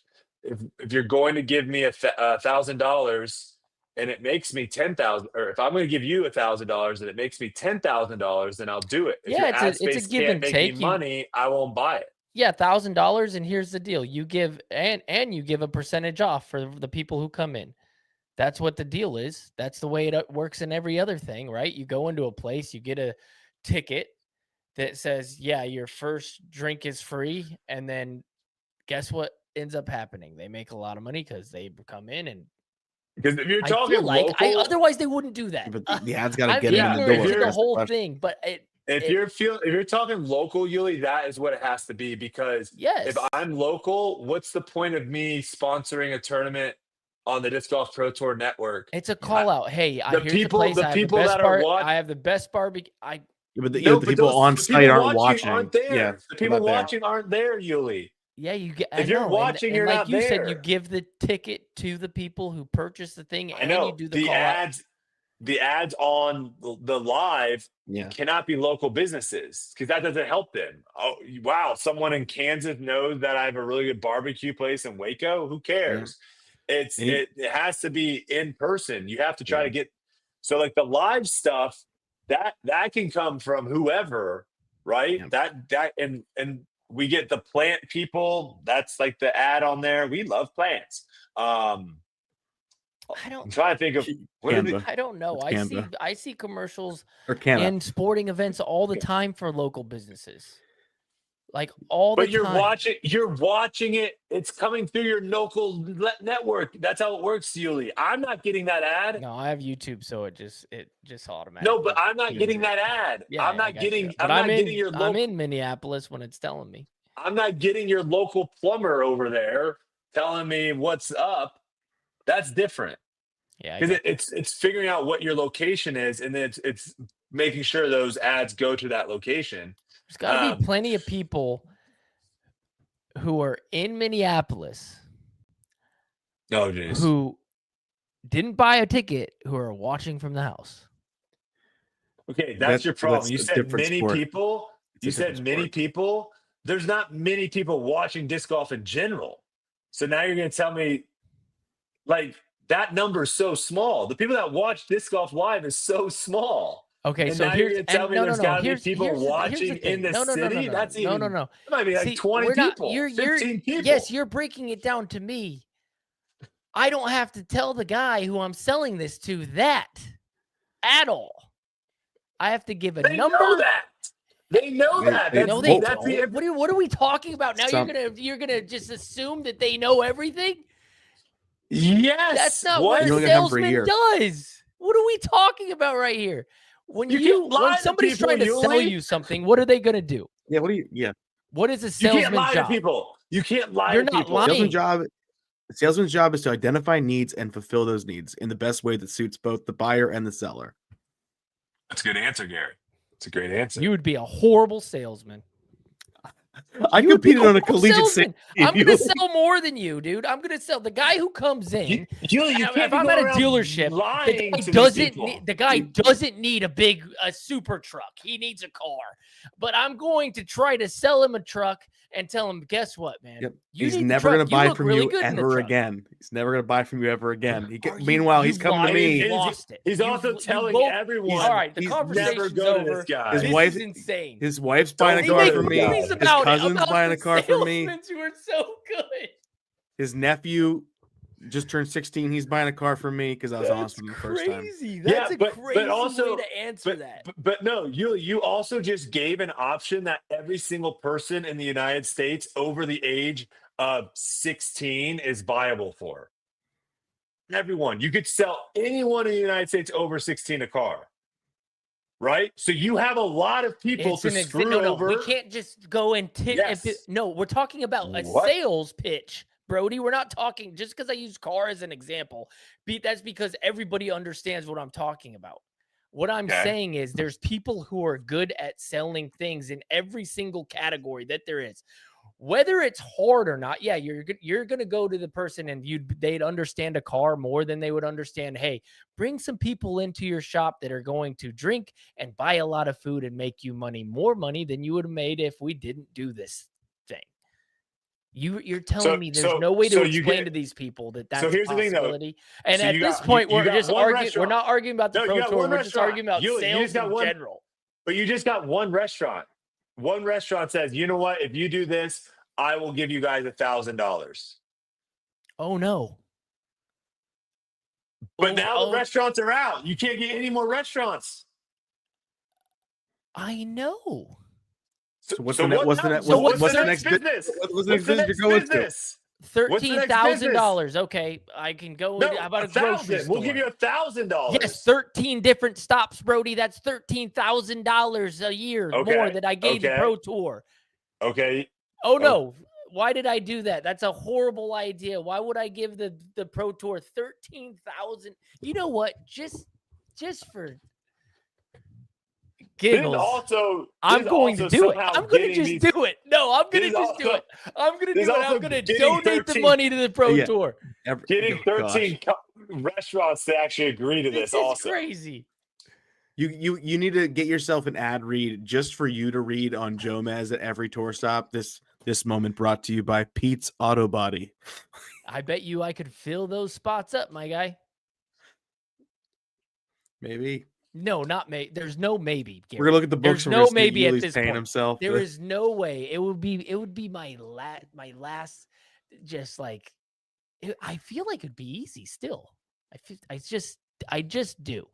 Now you are right with all the other facts. I'm not talking about the Pro Tour anymore. We need to go to a restaurant. I want to see this in action. I'll do it tomorrow, Hey, Brody. hey, one of these times we'll do a case study on here. You give Yes. me you give me the business. I will research the business. I'll get whatever. one tomorrow. And I'll you get one sell me. tomorrow I'll come even in. call out the place. They don't even know me. Burgers and Barley. It's 2 minutes away from my house. You know what I'm going to go in there and say, Brody? This is how good I am at selling. I'm going to go in there and say, hey, guess what? I have a bet on a podcast. Here's the thing. I would like $1,000 for the USDGC 2026. Here's what you're going to get. You're going to give a certificate to the people. Guess what? There's 1,000 people. It's 1/2 mile away. It's 3 days. There's 4 days. And each day after they're done watching, they're going to come in here and get the best burgers in town and blah, blah, blah, blah. I can get that tomorrow. And he's gonna look at you and say, No, how'd he's you get not. my phone number? How'd you get my phone number? I'm going to walk in there like a regular person. Do you have a reservation, first sir? No, I'm asking you guys. Do you think that that's going to happen? I think they would ask you, are you going to make the certificate? Yeah, and I'll say yes. We should have a contest deal. in 2026. Who can get the biggest ad spot on the podcast? That's what it is. That's what it is, Gary. It is that people actually do take it as a competition. That's what sales is. People actually do take it as a competition, exactly like I just took it as, and then they go out and they get the job done. That's all I'm saying. Yep. It's just it's a tough product. That's all I'm saying, man. It's a tough I product. just- But I do want I to eat this could do burgers it. and barley place It's good. now. I really just in good. the middle of both you guys. I think that the person who's doing it now doesn't do a good enough job, but I also agree it's a tough product. You need someone who understands the product, but also be able to go out there and do The it. kid at the register will be like, "What?" I'm like, "No, you don't understand." Sir, this is a Wendy's. Sir, you need to give us $1,000. I'm gonna call the police. Yeah. Oh Oh my man. gosh. All right. Well, we went off the rails pretty good. That was fun. Thank you guys. Great podcast. We dropped the link again for I just made burgers Brad's and barley so GoFundMe. much money too. Just by what I Hmm. mean? Probably an extra Yeah. burger sale. That Didn't I? was a free ad that we just gave away there. What did you Yeah. say, Brody? You said I need to try that burgers and barley place. I know you talked it up. It sounds Thank good. you. Thanks, man. Brody's getting Yeah. a Venmo Sounds 50 good. bucks I'm a later. salesman, apparently. I could get the Yeah. job done. I'll say this though: if I'm at USCGC and I see a random sign that says burgers and barley, I'm not gonna go try it out. No, but since you heard it called out on the podcast From you. from me, Yeah, Mm. so this is a bad. I do this is a bad commentary. sales pitch. This is now- That's too much specificity there. There's You're a tough going. sales pitch for burgers and barley now. You, they I'm might gonna- pay I you could to walk literally around clip this. telling I could everyone. literally clip this and how I'm passionate about burgers and barley with how good it is. I'll clip this I and think I'll they're gonna take it make in you there. a spokesperson. Is what they're What's your gonna do. what's They're your gonna be favorite menu item from Burgers and Barley? Build your own burger, man. They make fantastic. Oh, every place has a build your own burger, Yuli. No. Their burgers are just so. I mean, they're great. I eat there once a week. Is Witch still a thing? Is that still cooking? Which? Yeah, they're out there. They're still out there. Okay. I liked Witch. It was fun. You go in, you get your little sandwich bag, and on the sandwich bag has all the different things you could get, Yeah, and you like Sharpie it, and then you Yeah. hand it to them, Yeah, and that's a that's real your thing. order. Yeah, I love Witch. they have a pretty famous burger that's like a donut burger. Yeah. like the donut is the bun. Yeah. Ugh. That's They're a also really they also have great chicken and waffles there. I mean, it's just There you go. good. It's just the burgers are good. I don't know what else to say about it. They're Yeah, good. I'm saying most of one- witches have gone under. Oh, Yikes. yeah, I believe that. where they which went. Well, Clan they family says probably which didn't have sucks. anybody hyping them up all the time. You know what I mean? Too small. Dang. That's tough. Well, that's what all these companies are doing now. They're all idiots. They're all like, let's maximize profit, brother. Chipotle going in the tank. You guys see that? Is Yeah. it? Chipotle's stock is terrible. If they had cheddar cheese, they'd be so much better. Oh, Chipotle's so delicious. Yeah, but their portions are terrible now. So I Yeah. don't know. All right, this is a fun Boy. episode. Shout out to Brad for hopping on there. Yeah. Link in the description for his GoFundMe. Also in the live chat one more time. If you guys do Lunch have check. 10, 5, any amount of money will help get this man some eyes so he can drive safely for you and us out on the road. Yuli, Gary, anything else for the people tonight? Now, Nope, man, sit. I'm chilling, man. Get that Vessi Yeah. code up there for my people, though. There we go. Oh yeah, we do have a little Bessie code. There you That's the go. action. Bessie.com/Yuli for your 15% off. Hunter's been killing. I don't know if you've been seeing him at all in the Imposter series, Yuli. Hunter's been killing the Bessie ads. Really? He's finding water on no matter what course we play. He finds water to be able to walk through and show the waterproof. There's a sale abilities going of on them. right now too. Actually, Vessi. Yeah.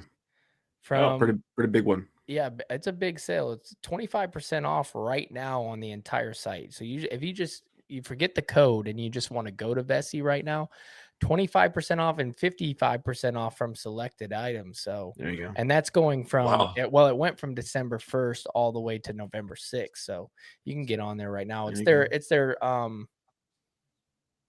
Black Friday, Black before Friday, Black Cyber Friday Monday, sale. So combo sale. Put in your Exactly. order notes Yuli sent me. Also, if you haven't checked out, go to foundationdisc.com or any of Foundation's social media. We're doing a pretty big Black Friday extravaganza, if you will, Okay. where I believe every order over $70, 75? 70 or 75. Yeah, we'll Yeah. get a Foundation Midnight Buzz, I believe it is. It's the first so many. 250. First 250 orders There over you go. $75. We'll get a free disc basically in their order. Yep. So don't miss that. Fun times. I'm actually going to be doing a Whatnot show on Black Friday. There we oh, go. heck yeah. So that'll be fun. Is that gonna- okay? Yeah. Yeah, I got some discs coming in, and if everything goes well with this Ultra Luna trick shot video, I might be throwing some of those Ultra Lunas up there on the store as well. First 250 over 70. Thank you, Don. Thank you. First 250 over 70. So, and a Pirate Brad disc. Yes, that'd be good. All right. Fantastic. Thank you guys so much for listening. We appreciate it. We'll see you guys all next week.